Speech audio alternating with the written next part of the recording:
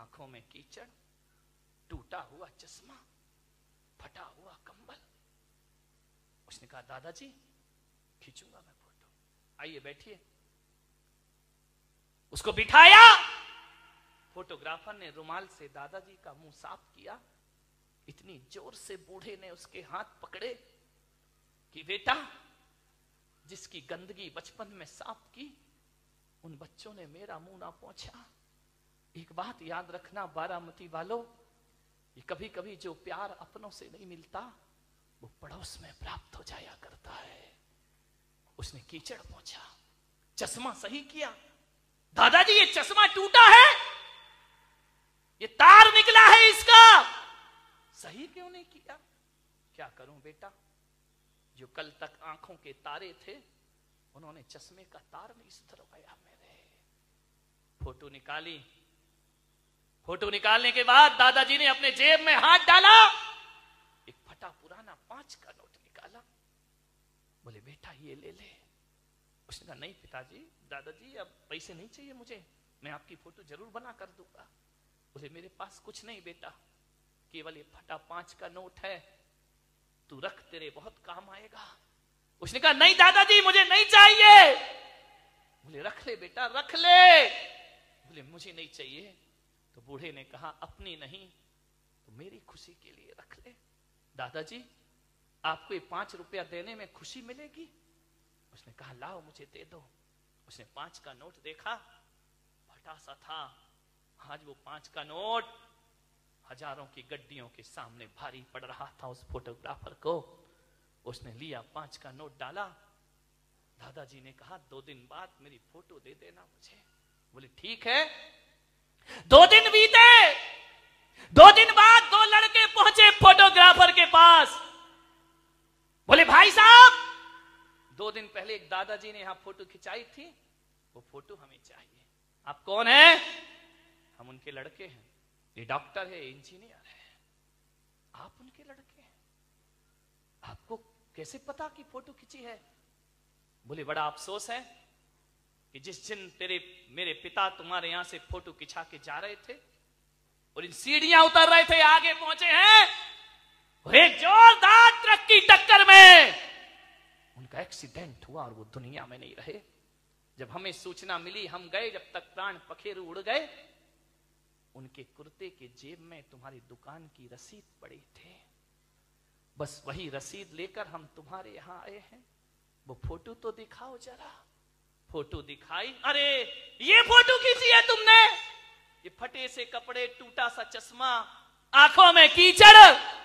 बोले एक काम करो, कंप्यूटर का जमाना है, इसमें एडिट कर दीजिए, अच्छी शेरवानी पहना दो इनको, सोने की चेन डाल दो गले में, एक अच्छी कुर्सी पर इन्हें बिठा दो, इनका चेहरा थोड़ा सा बदल दो। उसने कहा भाई साहब बहुत पैसा लगेंगे। बोले देंगे। 5,000 रुपए लगेंगे। बोले देंगे 5,000 रुपए। ये वो औलाद जिसने जीते जी बाप को 5 रुपए नहीं दिए, वो 5,000 की फोटो ले रही है। उस आदमी ने पूछा कि आप इतनी बड़ी फोटो क्यों बनवा रहे हो? बोले परसों हमें इनका उठावना करना है, इस समाज में हमारी इज्जत का सवाल है, ध्यान रखिए। हम उनकी ऐसी फोटो नहीं लगा सकते हैं, हमारा भी स्टेटस है, हमारा भी स्टैंडर्ड है। सारी समाज हमारे यहाँ आएगी। जितनी सुंदर फोटो बना सको फोटो बना दीजिए। कल सारे लोग श्रद्धांजलि सभा में उपस्थित। जो अपने परमात्मा की राह में अपनी दौलत लुटा दिया करता है, अपने धन को लुटा दिया करता है, लाखों रुपए लुटा देता है परमात्मा की राह में। ध्यान रखना, जोड़ो लेकिन जोड़ने के साथ साथ छोड़ो। मेरे एक भक्त हैं, आप जानते होंगे, प्रदीप मामा संगपति। वह जब पहली बार मेरे पास आए, उन्हें कुछ नहीं आता था। उन्हें यह भी नहीं आता था कि महाराज को नमोस्तु कैसे किया जाता। वो आए मेरे से बोले नमस्कार। उनका बहुत बढ़िया। पहली बार जिंदगी में आगरा में जब मैं था, चतुर्मास था, वह आए, ना जाने उनके मन में क्या आया कि उन्हें सुन रखा था अखबारों से, टीवी से मेरे बारे में। उन्होंने अपने ग्वालियर के एक मुरार प्रांत में एक बेदी बनवाई भगवान की। उन्होंने कहा इसकी बेदी प्रतिष्ठा वो मुझसे कराएंगे। मेरे पास आए, अजित पंडित जी उनके साथ थे, दोनों आए आगरा में। उन्होंने कहा कि महाराज बेदी प्रतिष्ठा कराना है, ग्वालियर चलिए। मैंने कहा देखो स्पष्ट बात है, मुझे ले जाना है तो कार्यक्रम ढंग का रखना, ये बेदी यदि प्रतिष्ठा में मैं नहीं आता हूं। तो बोले किस में आते हो? मैंने कहा पंच कल्याणक कराओ तो हम आए। इतने से 2 दिन के लिए मैं क्यों आऊंगा 100-200 किलोमीटर चल के? आगरा से 100 किलोमीटर ग्वालियर है। मैंने कहा मैं ऐसे नहीं आता हूं, मुझे राजस्थान जाना है। वही आकर के बैठे, उन्हें कुछ नहीं मालूम कि बेदी प्रतिष्ठा क्या होती है, पंच कल्याणक क्या होता है। उन्होंने कहा महाराज ठीक है पंच कल्याणक करेंगे। मैंने कहा मालूम है पंच कल्याणक क्या होता है? बच्चों का खेल, विधान है क्या मंदिर का? शाम का समय था, मैंने कहा मैं प्रतिक्रमण करता हूं, जाओ तुम भोजन करके आओ। भोजन करने गए, पंडित जी से बोले पंच कल्याणक कराएंगे। पंडित जी बोले दिमाग खराब है तुम्हारा, पंच कल्याणक। उनने कहा और तुमने मान लिया? बोले जब बोल दिया तो बोल दिया। कितना खर्च आएगा पंच कल्याणक? आज से 20 साल पहले की बात होगी। पंडित जी ने कहा तुम्हारे पास है कितना? बोले मेरे पास तो कुछ नहीं है। कुछ नहीं है तो पंच कल्याणक कैसे होगा? बोले मेरे पास केवल 3 लाख रुपए हैं, इससे ज्यादा रुपए नहीं है। 3 लाख में कोई पंच कल्याणक होता है क्या? बोले जाओ महाराज को बोलो पंच कल्याणक ही कराएंगे। भोजन करके आए, मुझे प्रणाम किया, पहली बार मुनि देखे, पहली बार दर्शन किए। उन्होंने कहा महाराज आशीर्वाद दो, पंच कल्याणक होगा।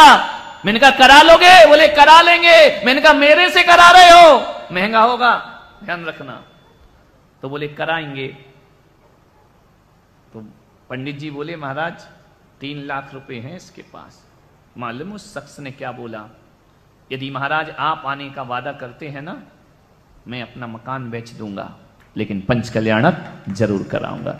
मेरे पास एक मकान है, उसे बेच दूंगा, मैं किराए पर आ जाऊंगा। उस समय उस शख्स के पास पैसे नहीं थे। विचार करिए, मकान बेच के पंच कल्याणक कराऊंगा। आज पहली बार आपको देख के मुझे लगा कि मेरे जीवन का कल्याण यही करेगा, मकान बेच दूंगा। मैंने कहा इतने बड़े हौसले रखते हो? बोले आप आइए पधारिए। मैं गया, मान्यवर मैंने जैसे ही हां कहा, वो घर पहुंचा।